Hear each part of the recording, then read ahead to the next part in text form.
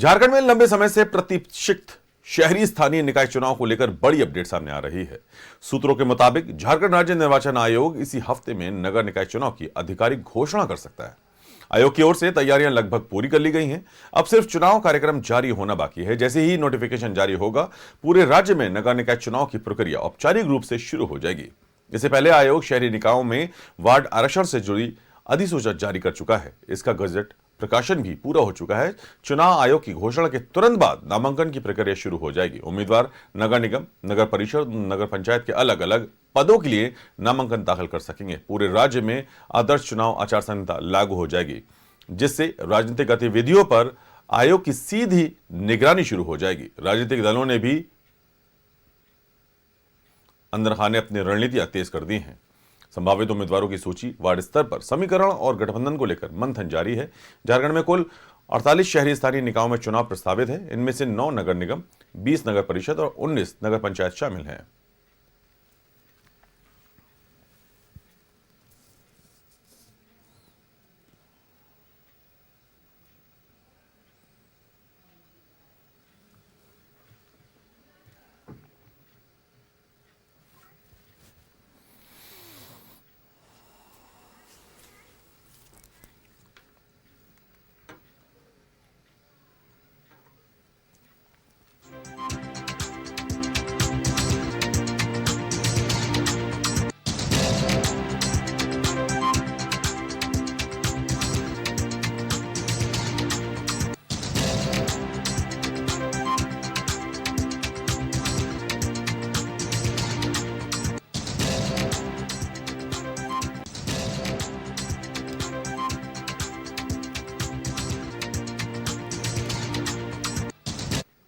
और इसी खबर पर अधिक जानकारी के लिए हमारे संवाददाता अंजनी जोड़ रहे हैं। अंजनी, देखिए, खास बात यह है कि नगर निकाय चुनाव को लेकर के बड़ी अपडेट सामने आ रही है और कहा जा रहा है सूत्रों के मुताबिक कि झारखंड राज्य निर्वाचन आयोग इसी हफ्ते में नगर निकाय चुनाव की आधिकारिक घोषणा कर सकता है।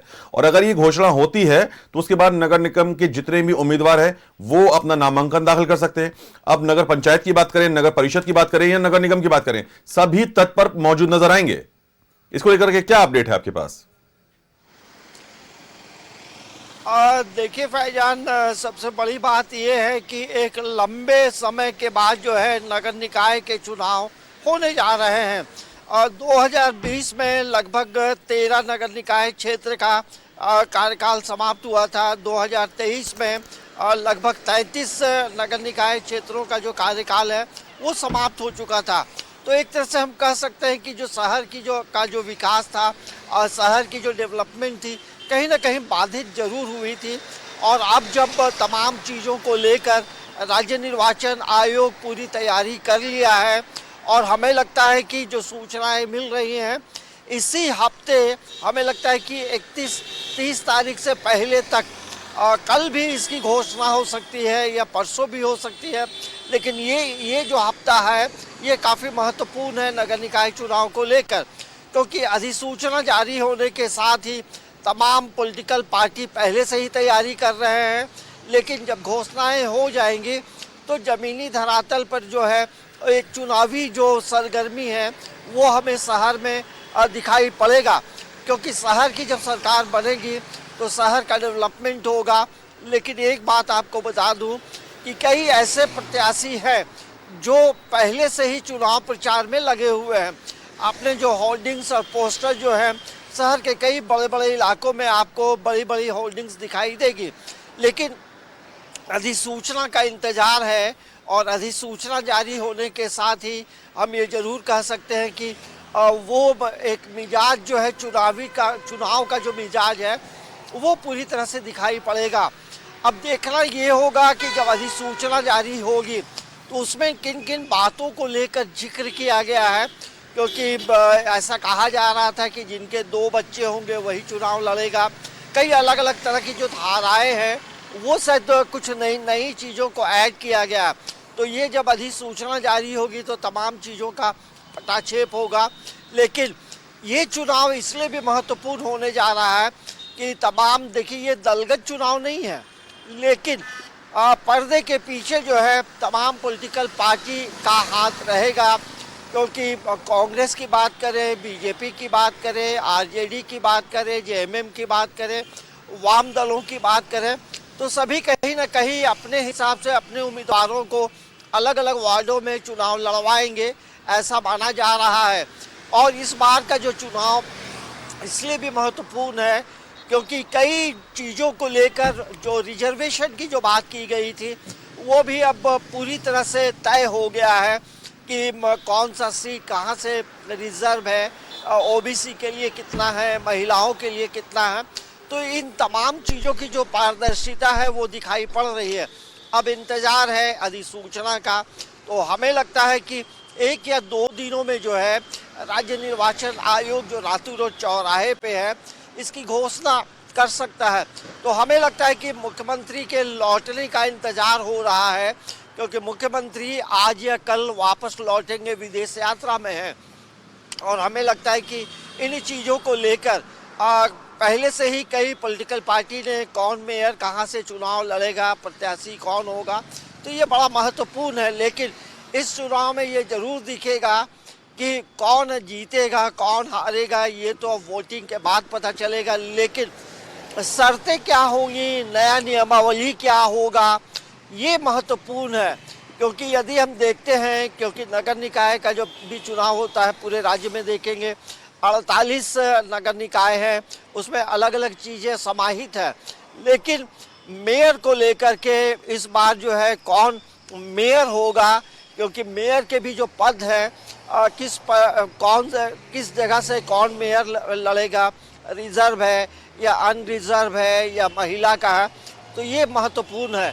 तो हमें लगता है कि पूरे राज्य को ये इंतज़ार है कि अधिसूचना कब जारी होगी। ऐसे हम कह सकते हैं राज्य निर्वाचन आयोग जो है अपनी पूरी तैयारी कर लिया है, इंतज़ार हो रहा है। तो मुख्यमंत्री हेमंत सोरेन के वापसी का और उसके बाद जब तमाम चीज़ें तय होंगी और तमाम चीज़ों को लेकर के राज्य निर्वाचन आयोग क्या करता है और किस तरह से चीज़ों को बनाया है। क्योंकि कोर्ट में भी ये ज़रूर कहा गया था, हाई कोर्ट में ये राज्य सरकार ने अपनी बातों को रखा था कि मार्च के पहले तक जो है इलेक्शन करा लिए जाएंगे।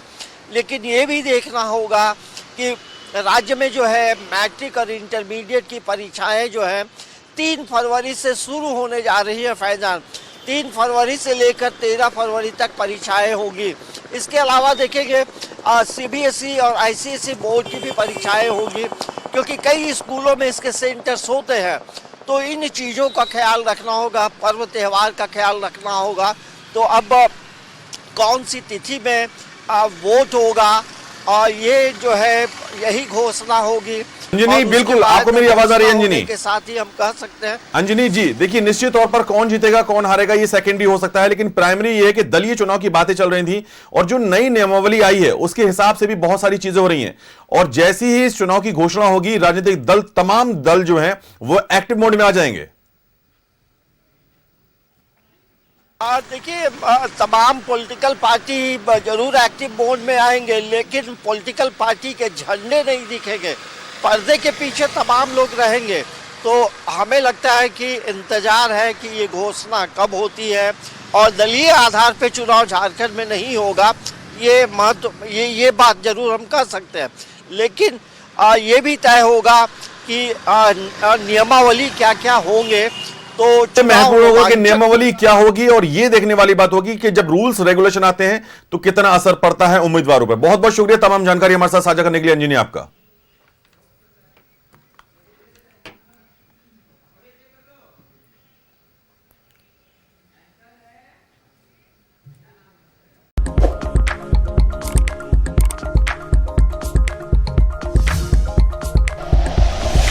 Like and share videos, subscribe करें हमारा चैनल और प्रेस करें बेल आइकॉन।